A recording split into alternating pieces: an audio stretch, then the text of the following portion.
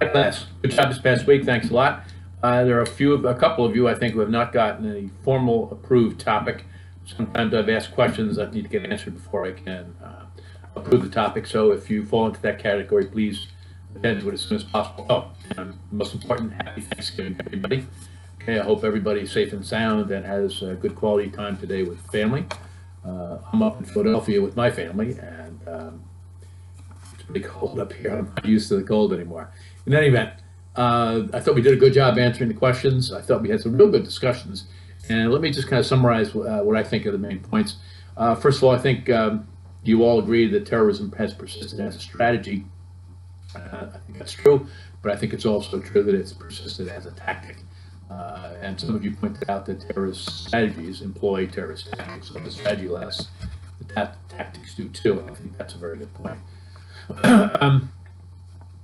A lot of you answered the question about why, apart from sincere commitment to the objective and etc., why would a group continue to commit itself to a strategy of terrorism, even though the empirical evidence showed that it didn't work? And I think you all pointed out that it's hard to leave. That sometimes leaders or even mid-level people are afraid to lose face. They're afraid perhaps of revenge by their followers who are still more extreme, or even by rival groups who would regard that as betraying the cause sort of thing, right? And they also might be worried about prosecution by the authorities. They can't, if they stop hiding out on the run, etc., they're more likely to get caught. I think there's also, some of you pointed out the excellent point that some of these people, their only status in life is participation in a terrorist group, so they'd lose status, lose face. Maybe they don't have any jobs to go back to, or family to go back to, so there's nothing else to turn to. Also, I think some of them use terrorist groups as a cover for terrorist membership in a terrorist group to conduct criminal operations, so that they can make money essentially staying involved. And then also, I think sometimes these are all things I'm saying. I believe this. I think these are all points that you made in your discussions. And also, I think that sometimes they can lose sight of the objective and be dedicated to revenge. I think a lot of anti-Israeli terrorism is like that. People aren't really motivated by the objective anymore. They're more motivated by the desire to retaliate against the Israelis for something that would done to their family or their neighborhood, etc. What strategies are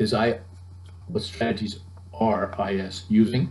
I think you all correctly pointed out that just about all the strategies that Cronin identified are being used by IS. I would just suggest that the compel strategy is really directed against a different audience than the other strategies there. I think the compellence there is directed against Middle Eastern states, whereas a provoke and mobilize, etc., could be applied to Western states as well as Middle Eastern states. And finally, what kind of justifications do they use for violence? I think there was a really fun discussion on that. I thought, I think the questions boil down to ultimately people deserve it because they believe something that the terrorists regard as apostasy, or they define their victim somehow as not being innocent. I think we had a real good discussion on that. And I would just point out that, we think of innocent, it means innocent versus guilty, right? So you're not guilty, you're innocent, implying that you did something wrong. That is the case with some of the terrorist violence, but it's not the case with other terrorist violence where they're attacking people who they have no idea whether they've done something wrong or not. They could be Muslims for all they know. They're in a public place in Europe, etc., and they attack. I would argue that there is no serious argument there for innocence, even for them not being innocent, even though that's what the terrorists say. What innocence there might mean is innocent bystanders, but they're not bystanders, they're the targets. So in any event, I thought we had a real good discussion on that, so thanks a lot, and please enjoy your holiday, and if you have yet to get an approved paper topic, please take care of that as soon as you can. Okay, thanks.